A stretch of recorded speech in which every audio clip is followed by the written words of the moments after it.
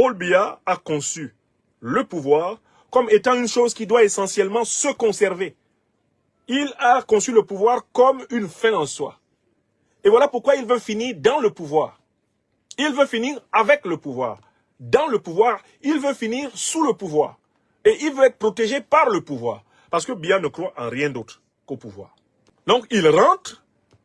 On va passer ensemble. 49 jours que les Camerounais étaient sans nouvelles de leur président. Paul Biya a fini par réapparaître. Il est rentré au pays ce lundi. Des affiches lui souhaitant la bienvenue étaient placardées dans la capitale Yaoundé. Son retour met fin à de nombreuses rumeurs sur son état de santé ou sa mort. Les précisions de notre correspondant Marcel Amoko. Ça y est, le président Paul Biya a donc regagné son pays en début de soirée. Et comme il est de tradition ici au Cameroun, on l'a vu saluer ses principaux collaborateurs à sa descente d'avion avant de prendre la direction du palais présidentiel. Une arrivée retransmise en direct à la télévision nationale. Et son ambition, ce n'est rien d'autre que être assuré que ses héritiers vont l'enterrer correctement et qu'ils vont continuer à contrôler le Cameroun pour surveiller sa tombe. Les Camerounais qui ont regardé les scènes du soi-disant retour à l'aéroport et qui ont cru voir dans sa conversation avec Ngongo une manière de reprendre en main le pays, ce sont des niais, des naïfs.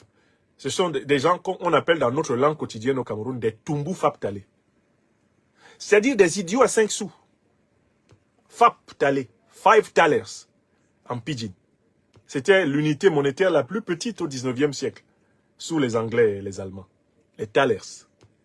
Donc quand on dit chez moi au Cameroun que tu es un Tumbu Fap-Talé, on veut dire que ton intelligence est tellement limitée que tu ne vois pas que le monsieur là qui fait des petits gestes devant Ngongo à l'aéroport se fiche pas mal de savoir si tu es mort de palu demain.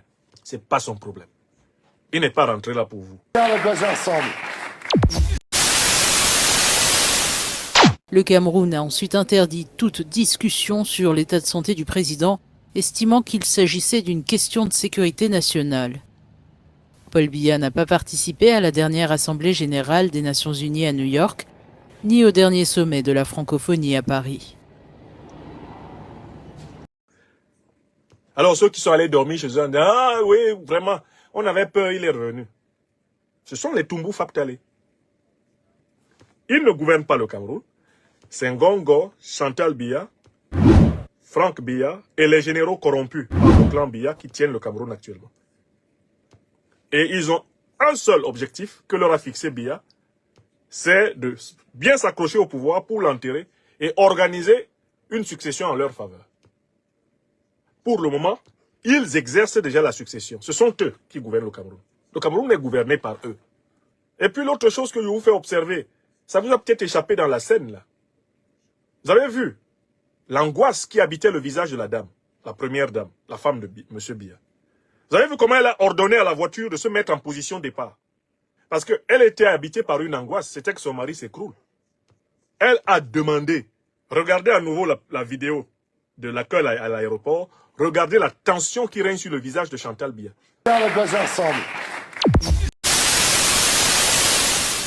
Il faut dire que l'absence prolongée du chef de l'État camerounais, dont la dernière apparition remontait au sommet Chine-Afrique au début du mois de septembre, avait suscité de nombreuses spéculations sur son état de santé, des spéculations accentuées par ses absences inhabituelles à l'Assemblée générale des Nations unies et au sommet de la francophonie, une chaîne de télévision en ligne, allant même jusqu'à annoncer sa mort. Il n'en fallait pas plus pour susciter une vive réaction et un démenti formel. Pour elle, les minutes interminables pendant lesquelles son homme parle à Ferdinand Ngongo, 3 minutes à tout prendre, 3 ou 4 minutes à tout prendre, ces minutes sont les plus dangereuses de cette journée. Parce qu'elle redoute qu'il s'effondre. Et voilà pourquoi elle ordonne à un moment donné, d'un geste très brusque au chauffeur, de placer la voiture en position de départ. Ce qui n'est pas son rôle à la base. On va passer ensemble. Inhabituelle à l'Assemblée générale des Nations unies et au sommet de la francophonie, une chaîne de télévision en ligne, allant même jusqu'à annoncer sa mort. Il n'en fallait pas plus pour susciter. C'est le protocole d'État qui devrait s'occuper de cela et non madame. Mais comme madame, en réalité, gouverne déjà le pays, elle donne des ordres au personnel.